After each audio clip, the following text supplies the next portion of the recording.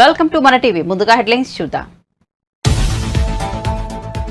నా 10 ఏళ్ల అనుభవంతో చెబుతున్న ఏపీలో వైసీపీ ఓటమి పక్కా అన్న ప్రశాంత్ కిషోర్. జూన్ 4న జగన్ కు మైండ్ బ్లాంక్ అయ్యే ఫలితాలు వస్తాయన్న ప్రశాంత్ కిషోర్. ఏపీలో వైసీపీ చిత్తుగా ఓడిపోతోందని వెల్లడి.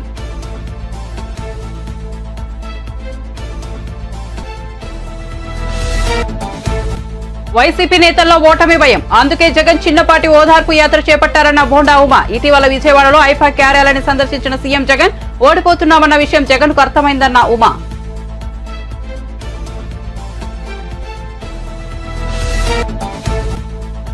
నర్సింగ్ ఆఫీసర్లకు 4 నెలలుగా జీతాలేవి అన్న హరీష్ రావు. కాంగ్రెస్ సర్కార్ వారిని గాలికి వదిలేసిందని మండిపాటు. జీతభత్యాల గురించి పట్టించుకోవడం లేదని ఆగ్రహం. జీతాలు అందక 4,000 మంది మెడికల్ ఆఫీసర్లు ఆర్థిక ఇబ్బందులు పడుతున్నారని ఆవేదన. తెలుగు రాష్ట్ర వ్యాప్తంగా నేడు రేపు భారీ వర్షాలు. మరోసారి ఎల్లో అలర్ట్ జారీ. రానున్న 3 రోజుల్లో ఉరుములు ఈదురుగాలులతో ఓ మోస్తరు నుంచి భారీ వర్షాలు కురిసే అవకాశం.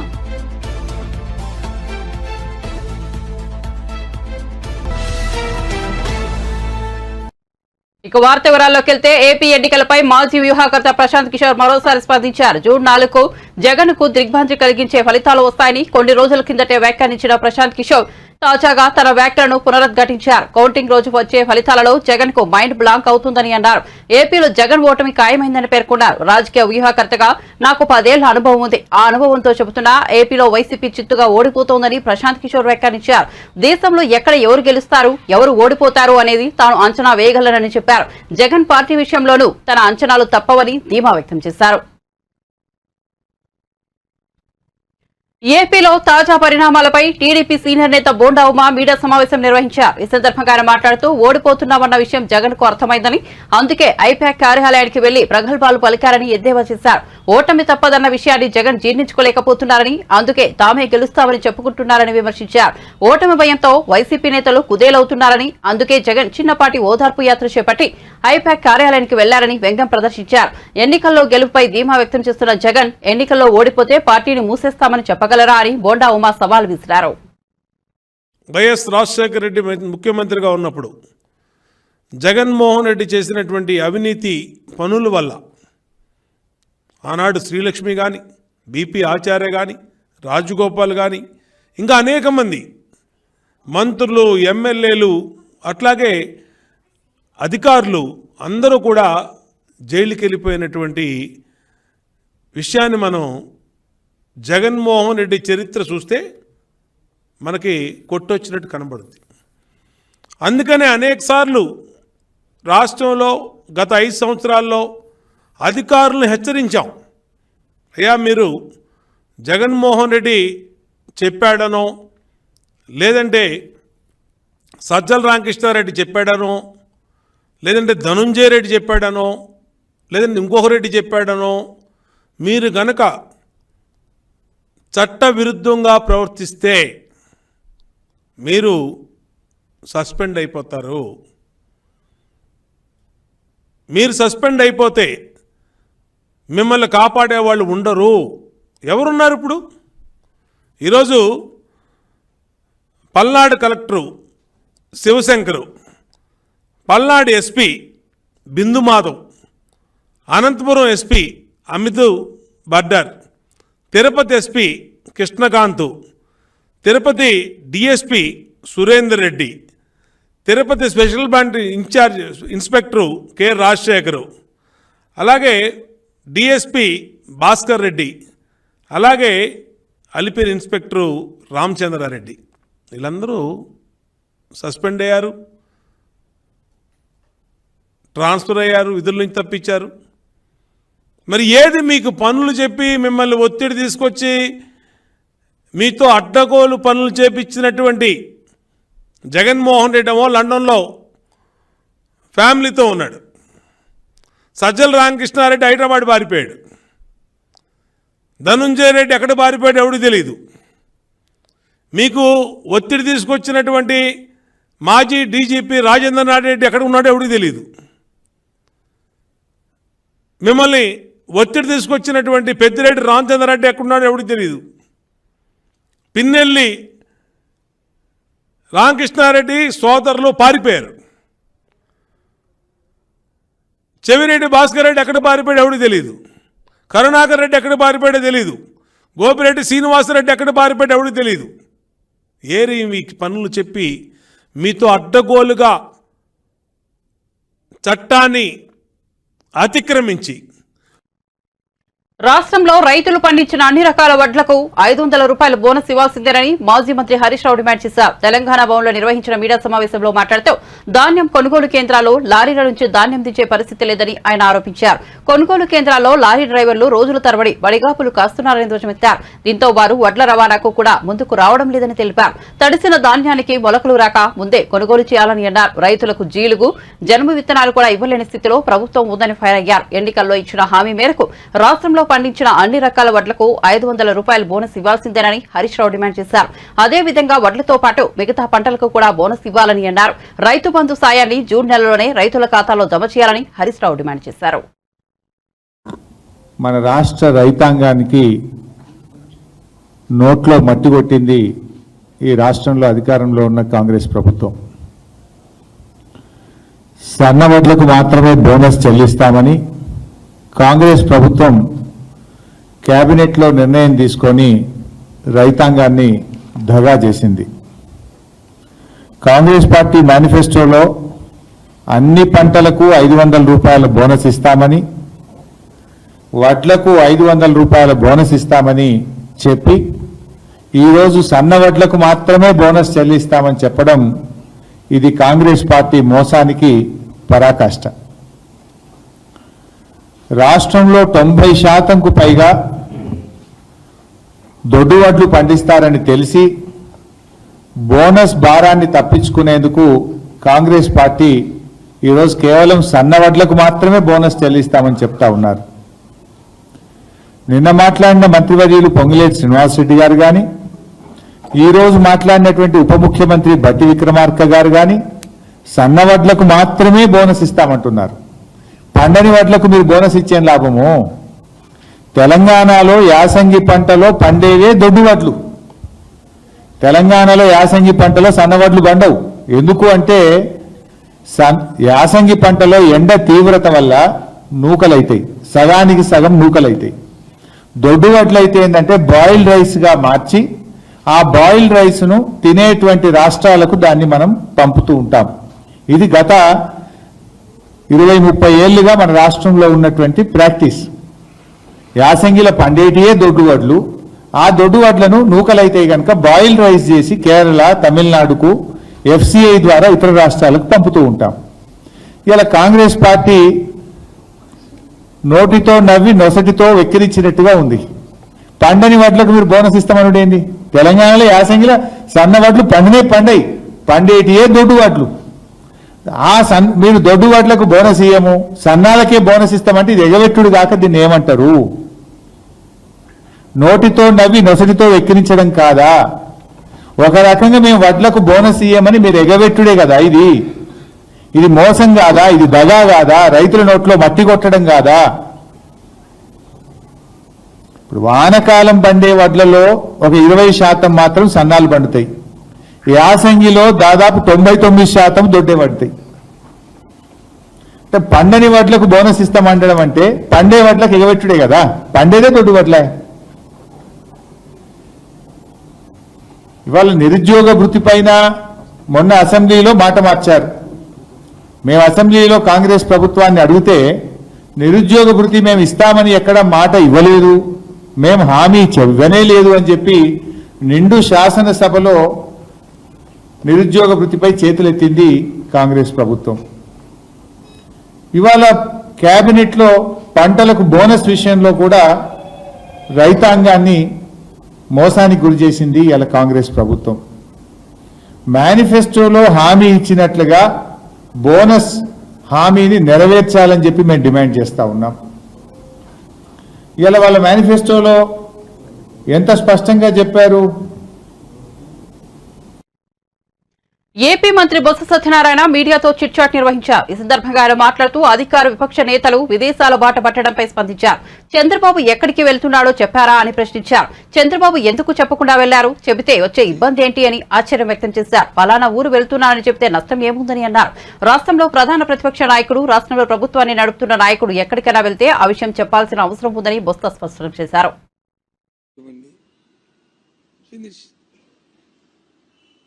ఇటువంటిది ఎవరైనా అడిగారు చెప్పండి,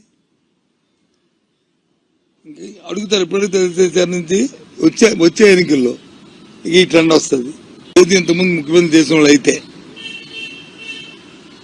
నేను చేసిన పరిపాలన చూసి, నేను ఉన్న పరిపాలన చూసి, లేదు ఆ పరిపాలన నేను తప్పు జరిగింది, నేను నా మనసు మార్చుకున్నాను. నేను చూసే చంద్రబాబు చెప్పాడు, చెప్పి మళ్ళీ చీట్ చేశాడు. ఒకసారి రైట్ లైన్లోకి వచ్చాడు. ఏమని, నేను నా తప్పులు నేను తెలుసుకున్నాను, నేను సర్దిద్దుకుంటాను, నాకు ఒక అవసరం ఉంటే ప్రజలు నమ్మారు. నమ్మి తిరిగి మళ్ళీ అగైన్ బ్యాక్ టు హోమ్, మళ్ళీ చీటింగ్ అయిపోయింది. రుణమాఫీ, మాఫీ, ఆ మాఫీ అన్ని మాటలు ఇచ్చి మోసం చేశాడు. అది వాళ్ళ ఊర్లో ఉన్న గౌరవం. ఇలాంటి వ్యవస్థ ఎక్కలేదు దేశంలో. నీకు ఏ వెరిఫికేషన్ కావాలన్నా, ఏ కార్యక్రమం కావాలన్నా, లేదు ఏదో ప్రజలకు తెలియ చెప్పాలన్నా, లేదు ప్రజల వచ్చి ఏదైనా వాళ్ళతో చేయించాలన్నా ఎంత వ్యవస్థ ఎక్కడ ఉంది?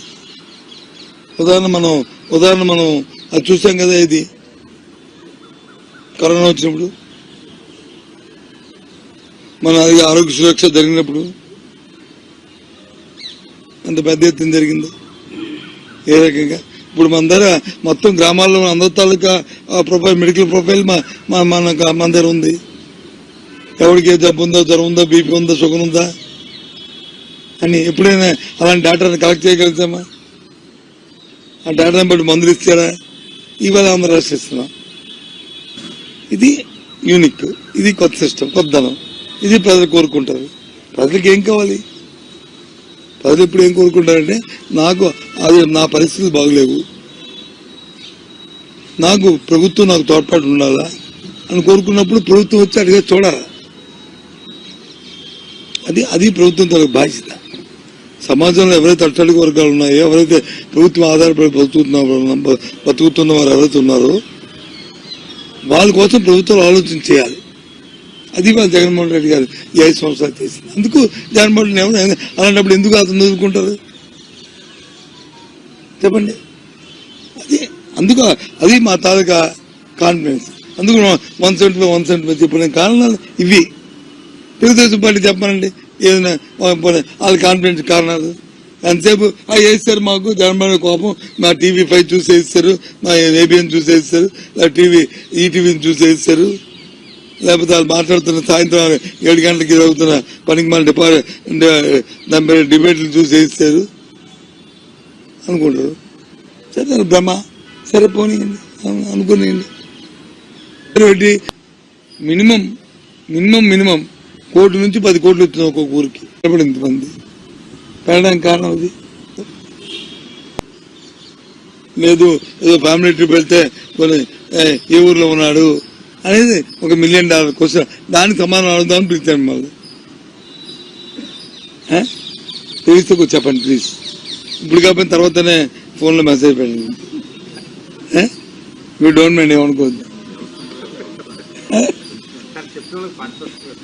ఇది ఆయన చెప్తాను, పాత తీసుకుని తర్వాత ఇస్తాను, తర్వాత చెప్తాను.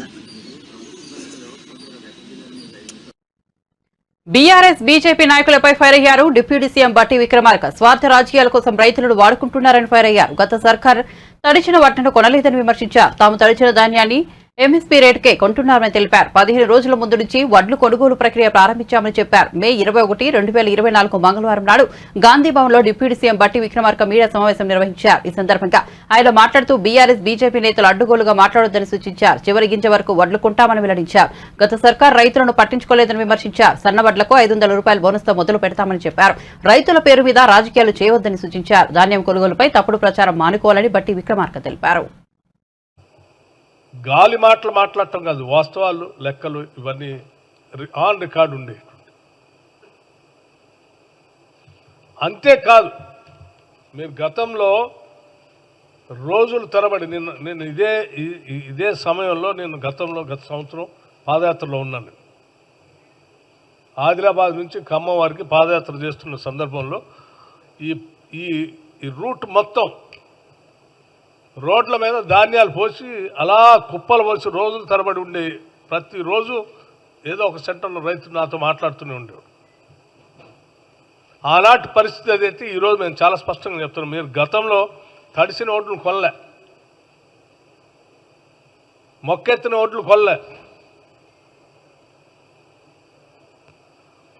అటువంటి పరిస్థితి ఇప్పుడు లేకుండా మేము బై ఛాన్స్ ఇన్ని చర్యలు తీసుకున్నప్పుడు కూడా అకాల వర్షం సడన్గా ఏదైనా వచ్చి అక్కడ ఉన్న రైతులు అప్పటికప్పుడు ఏమైనా చేసుకోలేకపోతే తడిస్తే కూడా తడిసిన ధాన్యాన్ని కూడా ఎంఎస్పితో కొంటామని చెప్పాం.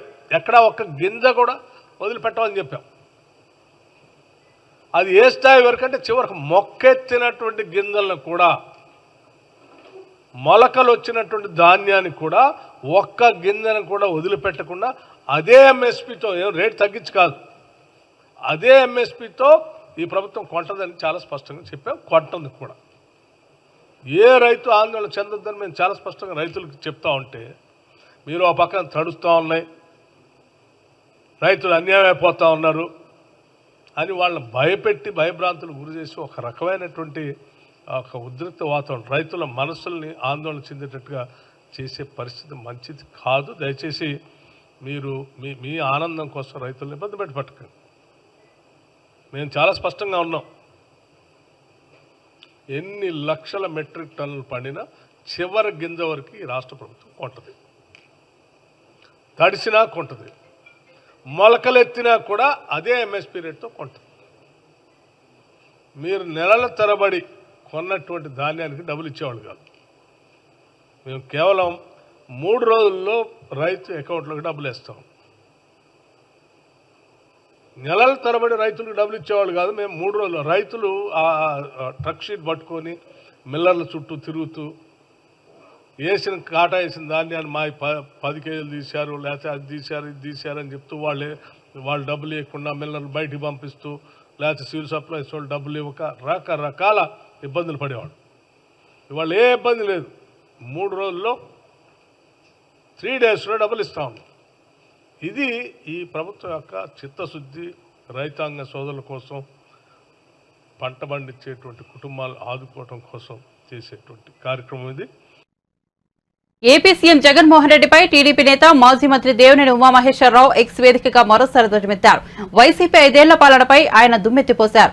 అస్తవ్యస్త విధానాలతో 5 ఏళ్లలో రాష్ట్రాన్ని నాశనం చేశారని దుయ్యబట్టారు. తమ భోగాల ఆస్తుల కోసం ఆస్తులు కూడగొట్టడానికి ఇష్టారాజ్యంగా అధికారాన్ని ఉపయోగించుకున్నారని మండిపడ్డారు. ప్రతిపక్ష నేతలపై పగ తీర్చుకోవడానికే ప్రభుత్వం అన్నట్టు వ్యవహరించారన్నారు.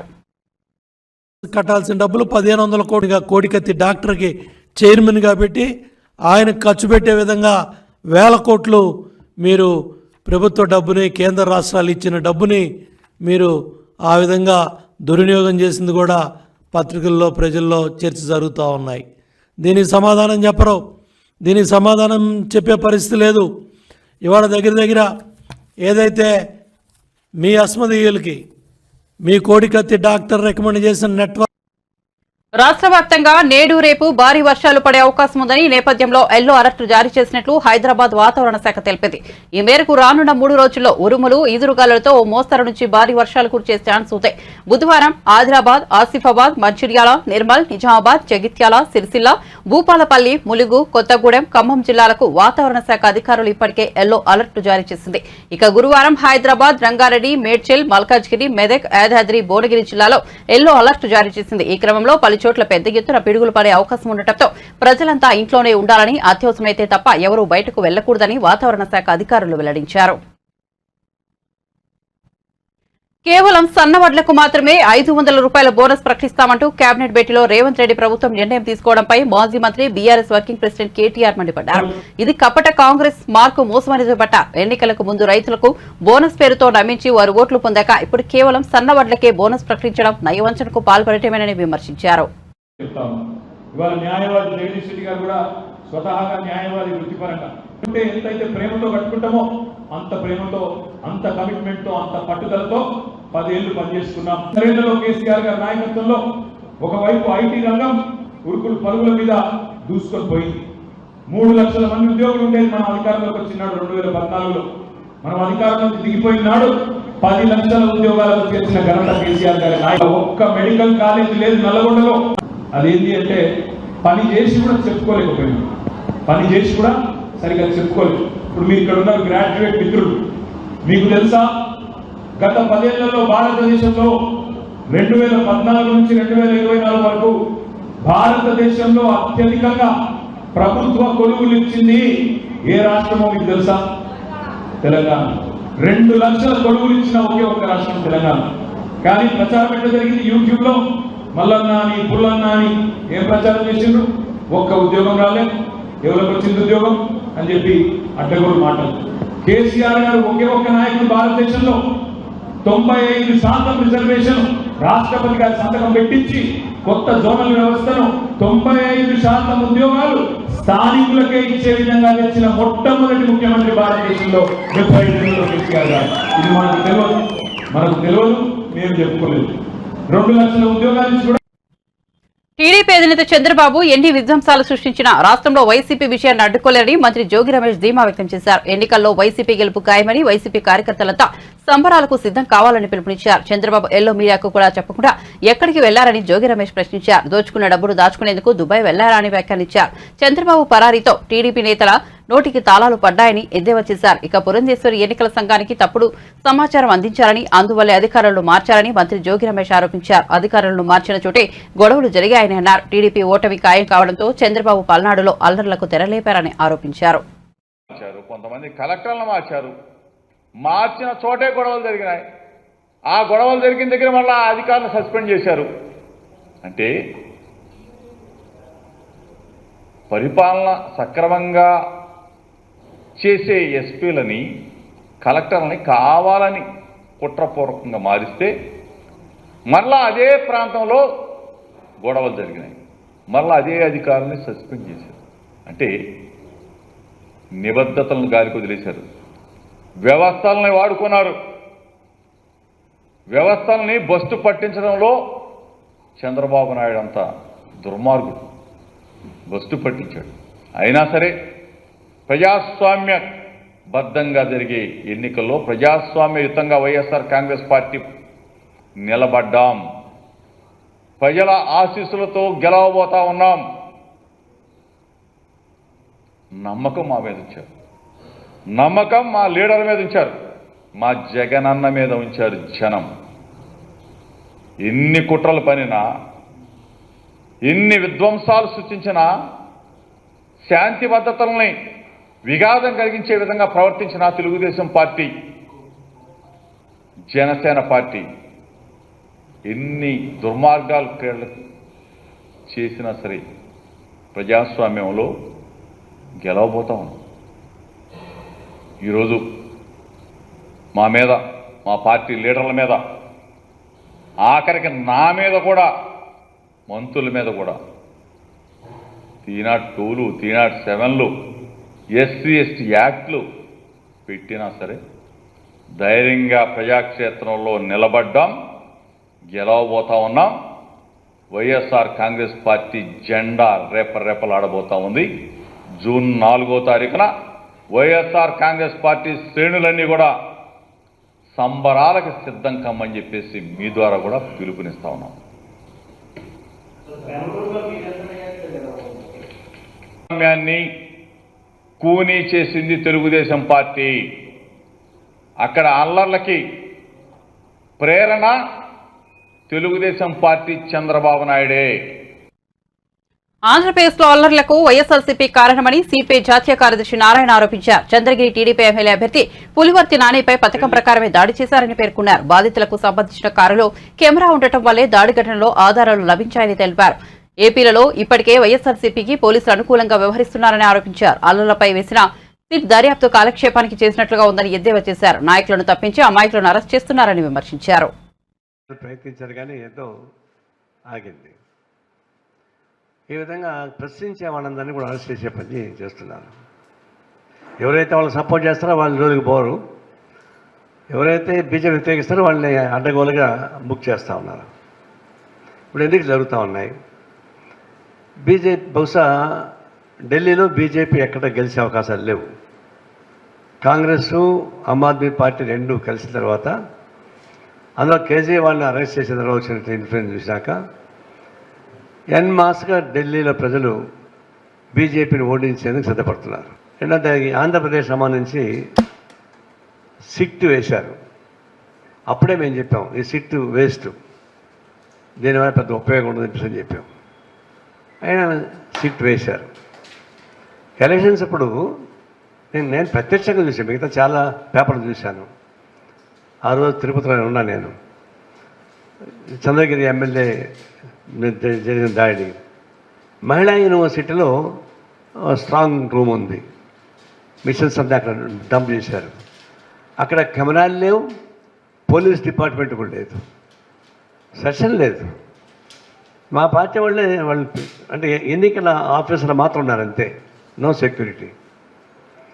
చివరిలో క్యాండిడేట్ వచ్చాడు, అతన్ని ఎమ్మడిస్తూ వచ్చారు, ప్లాన్ చేశారు, పథకం ప్రకారం జరిగిన దాడి. వెంటనే టీడీపీ క్యాండిడేట్ నాని పైన దాడి చేశారు. అది కూడా అట్లా స్పాంటేనియస్గా జరిగితే మనం అర్థం చేసుకోవచ్చు. ఇప్పుడు తెనాలి స్పాంటేనియస్ జరిగింది, ఎమ్మెల్యే వచ్చి వాడు కొట్టాడు, వాడు వీడు కొట్టాడు.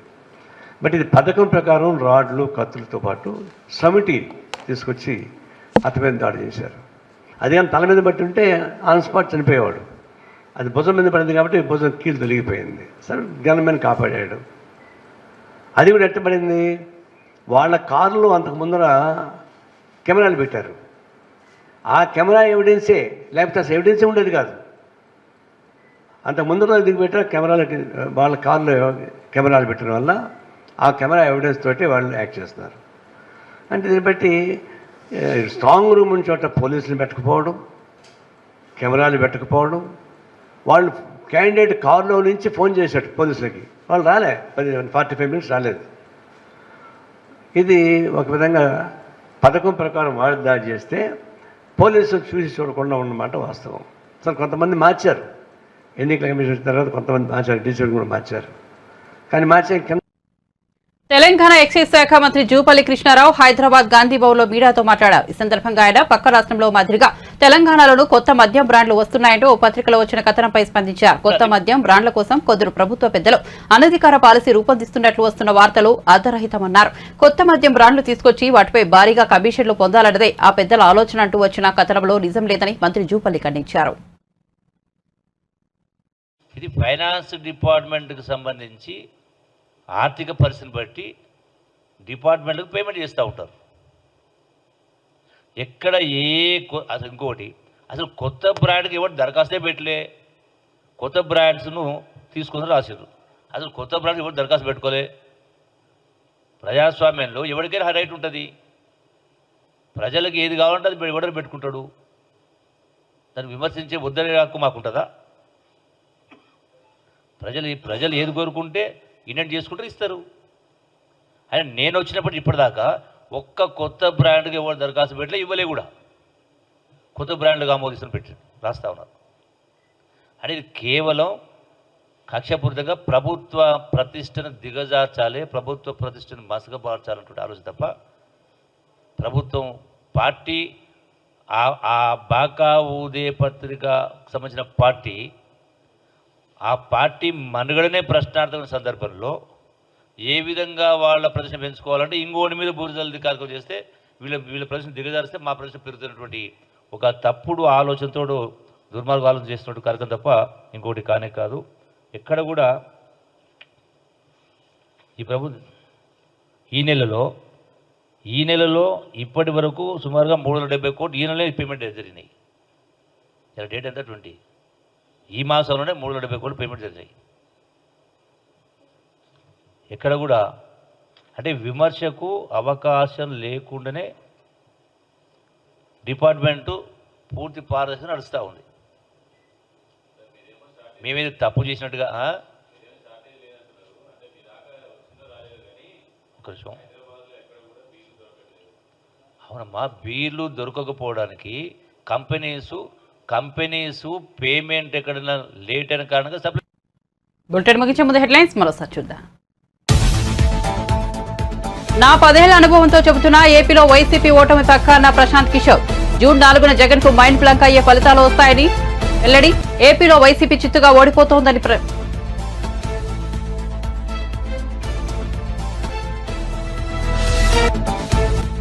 వైసీపీ నేతల్లో ఓటమి భయం. అందుకే జగన్ చిన్నపాటి ఓదార్పు యాత్ర చేపట్టారన్న బోండా ఉమా. ఇటీవల విజయవాడలో ఐపాక్ కార్యాలయాన్ని సందర్శించిన సీఎం జగన్ ఓడిపోతున్నామన్న విషయం జగన్ కు అర్థమైందన్న బోండా ఉమా.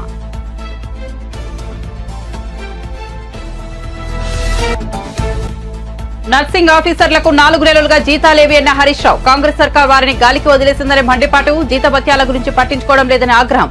జీతాలు అందక 4,000 మంది మెడికల్ ఆఫీసర్లు ఆర్థిక ఇబ్బందులు పడుతున్నారని ఆవేదన.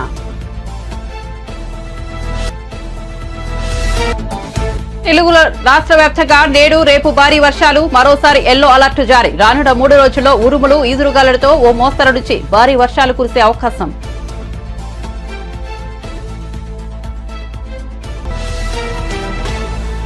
మరిన్ని అప్డేట్స్ కోసం చూస్తూనే ఉండండి మన టీవీ.